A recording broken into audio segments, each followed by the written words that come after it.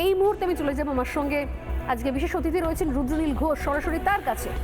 রুদ্রনীল, 2021-এর বিধানসভা নির্বাচন, আপনি বিজেপি থেকে প্রতিদ্বন্দ্বিতা করছেন, আপনার বিপক্ষে রয়েছেন শাসক দলের শোভনদেব চ্যাটার্জি। নির্বাচনে আপনি হেরে গেলেন, শোভনবাবু জিতে গেলেন, এবং জয়ের ব্যবধান কত হলো? আজকে আবারও সেই পুরনো কাসন্দি ঘাটতে হচ্ছে। জয়ের ব্যবধান ছিল 28,719, আর আজ 2025-এর একেবারে শেষ বেলায় এসে এসআইআর হওয়ার পর দেখতে পাওয়া যাচ্ছে খসড়ায় নাম বাদ গেছে 44,786। আফসোস হচ্ছে 2021-এর আগে এসআইআরটা হলে ভবানীপুরের রেজাল্টটা অন্য হতো রুদ্রনীল।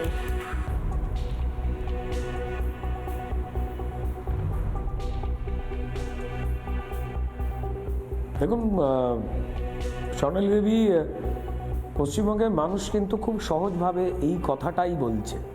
সেখানে জিজ্ঞাসা চিহ্ন থাকছে না যে যদি 2021-এ এসআইআরের পর নির্বাচন হতো তো তাহলে অবশ্যই এতক্ষণে ভারতীয় জনতা পার্টি সরকার গঠন করে ফেলেছে, শান্তিতে পশ্চিমবঙ্গ চলছে, এবং মেসি কলকাতাতে খুব সুন্দরভাবে মুম্বাই এবং হায়দ্রাবাদের মতোই একটা পারফরমেন্স দিয়ে মানুষের সঙ্গে দেখা করে নিজের দেশে ফিরে গেলেন এবং টুইট করলেন যেখানে কলকাতার ছবিও থাকতো, কিন্তু তা হয়নি।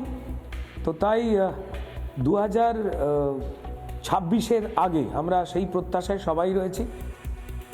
যে কোনো রাজনৈতিক দল, তৃণমূল ছাড়া বা যারা চুরি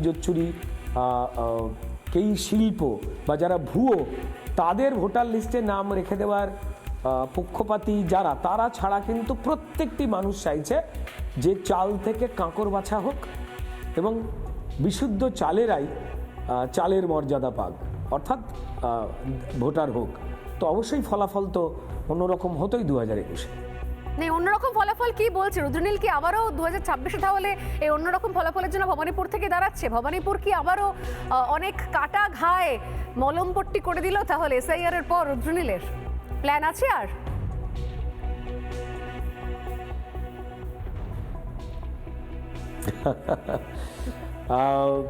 এ কথা তো আমি বলবার কেউই নই, কারণ যেহেতু ভারতীয় জনতা পার্টি একটি সাংগঠনিক দল এবং আপনারা সবাই হয়তো জানেন যে শুধুমাত্র রাজ্য নেতৃত্ব নয়, রাজ্য নেতৃত্ব এবং কেন্দ্র নেতৃত্ব তারা উভয় মিলে বসে একটা কমিটির মাধ্যমে কারা কারা প্রার্থী হবেন বা হবেন না, কারা কারা কোন সিটে দাঁড়াবেন বা দাঁড়াবেন না, এই পুরোটাই তারা ঠিক করেন। আমাদের যারা দলীয় কর্মী আমরা বা যে কোনো পদেই যিনি বা যারাই রয়েছেন, ব্যক্তিগতভাবে এই তৃণমূল বা এই ধরনের পাড়ার ক্লাবের মতো যে দলগুলো, তাদের মতো দু একজনের কথায় কোনো কিছুই ঠিক হয় না। এবার রইল প্রশ্ন যে যদি দল বলে তখন নিশ্চয়ই ভাবনা চিন্তা করতে হবে। তো জানি না আদপেই দল প্রার্থী করতে চাইবেন কি না, বা চাইলে কোন জায়গা থেকে করবেন। আমি এইটুকু মনে করি যে এই মুহূর্তে যা পরিস্থিতি হয়ে রয়েছে, পশ্চিমবঙ্গের সাধারণ মানুষের বিরুদ্ধে কার্যত প্রত্যেকটা বস্তুতে মমতা বন্দ্যোপাধ্যায় সরকার এবং তার দল তৃণমূল যুদ্ধ ঘোষণা করেছে। যাবতীয়ভাবে মানুষের অধিকার কাড়া। যে কথাগুলো ভারতীয় জনতা পার্টির কার্যকর্তারা বা নেতৃত্ব আগে থেকে বলতেন, সেগুলোকে অনেকের মনে হতো যে এমনটা হচ্ছে বোধহয় অন্য জায়গায়, আমার পাড়ায় হচ্ছে না। কিন্তু আজকে মানুষ দেখতে পেয়ে গেছেন যে বিজেপি ঠিক যে কথাগুলো বলতো, নাগরিক অধিকার লুণ্ঠিত হওয়ার, চাল ডাল চাকরি, ভোট, আধার, প্রাণ, এমনকি ভোট, তারপর মেসির টিকিট, এই সবটা মিলিয়ে যা যা বিজেপি বলতো সেগুলো রাজনৈতিক প্রচারের কোনো কৌশল নয়।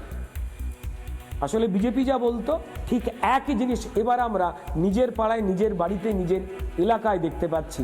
তো তাই বিজেপির কথা আর পশ্চিমবঙ্গের যে মানুষেরা গণতন্ত্রপ্রিয়, যারা বাঁচতে চাইছেন এই দেশকে শক্তিশালী করতে বা পশ্চিমবঙ্গকে বাঁচাতে চাইছেন, তার আগামী প্রজন্মকে বাঁচাতে চাইছেন, তারা তো ডেফিনেটলি বিজেপির সরকারকে দেখতে চাইছেন 26-এ, এবং তারা ঠিক করে দেখতে চাইছেন যে বিজেপির প্রার্থী যারা হবেন তারা প্রত্যেকেই লড়াকু যোদ্ধা, এবং যেই দাঁড়াবেন তারা তাকেই আশীর্বাদ করবেন এবং পশ্চিমবঙ্গের আগামী 5 বছরের দায়িত্ব তাদের হাতেই তুলে দেবেন, প্রার্থী যেই হোক। বেশ, আপনি আমাদের সঙ্গে থাকুন রুদ্রনীল। নানা ধরনের কন্টেন্ট দেখার জন্য লাইক করুন, শেয়ার করুন আমাদের ফেসবুক পেজ, সাবস্ক্রাইব করুন আমাদের ইউটিউব চ্যানেল। পাশাপাশি অন্যান্য ব্রেকিং নিউজের জন্য অবশ্যই চোখ রাখুন রিপাবলিক বাংলায়।